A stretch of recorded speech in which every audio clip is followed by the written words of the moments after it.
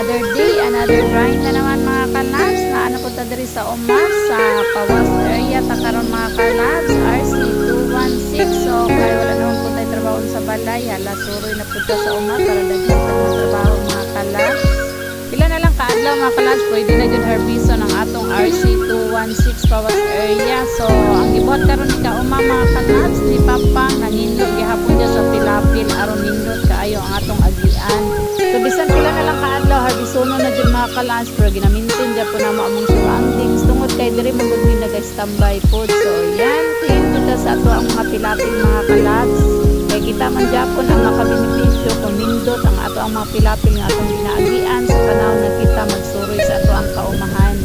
Kaya nindot na medyo kayo magsuroy sa uma, basta ingani na ang ato ang kahumayan, kanang hapit na gani mag-harvest mga kalabs, marag halos adlaw-adlaw, ganahan na dito ikaw magsuroy-suroy ba. So ingana may mga kalabs, halos adlaw-adlaw na mo diri sa uma. While si kauma nag-grass cutter mga kalabs, kita po suroy-suroy po talihan dapita, tanawon po nato ang ato ang humay kung naunsa na ba. So glory to God, thank you Lord, nindot kayo ato ang humay mga kalabs.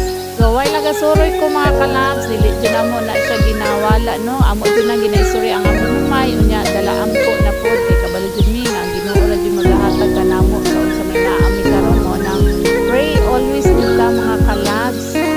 Simple rin kayo mong life mga kalabs, so moro dyan ang lingaw sa matag-adlaw ang pagpamumag yun. Kaya pag umanakong suroy dito mga kalabs, relax din ta sa umani kalabs, so relaxing kayo basta nata sa umano, please po kayong hangin.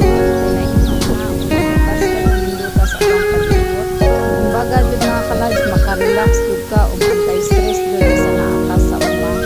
So simple ra jud kayong kinabuhi sa mag-uma mga kalabs, malipay na kita labi na og padung na jud ang ani. So ana siya nga sa matag adlaw yun magitang kontento. Kung di ka kontento sa kung kinabuhi halila maningkamot kita ana siya maangkon.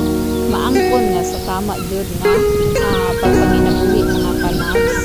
Dili dautan nga mangandoy ta mga kung kaya jud nato maningkamot jud ta tamang-tama, di ba? Unya ato ginang itugyan tanan sa Ginoo aron ang tanan maanay jud. Mo na nga kami nga mag-asawa, simple jud among kinabuhi mga kalabs, magpay ra dinhi sa matag-adlaw, makapangumami, makapakaon sa among mga anak ug ma-provide na mo ang tanan. So kay naami diri sa uma mga kalabs, amo pong bisita tong gipuningan ni kauma mga kalabs, kumustahon namo kung unsa bay kanindot ba sa pruning.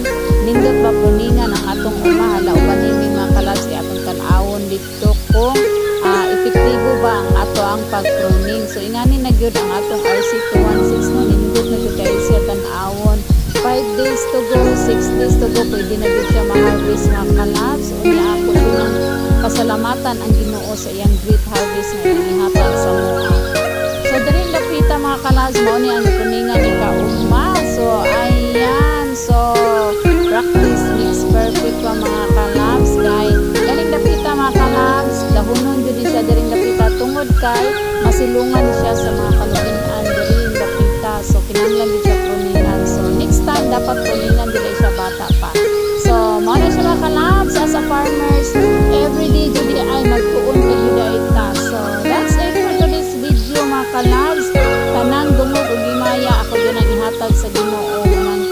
Lord sa pag-uban sa mga kanunay, isip mag-uma, isip mag-asawa o sa among pamilya.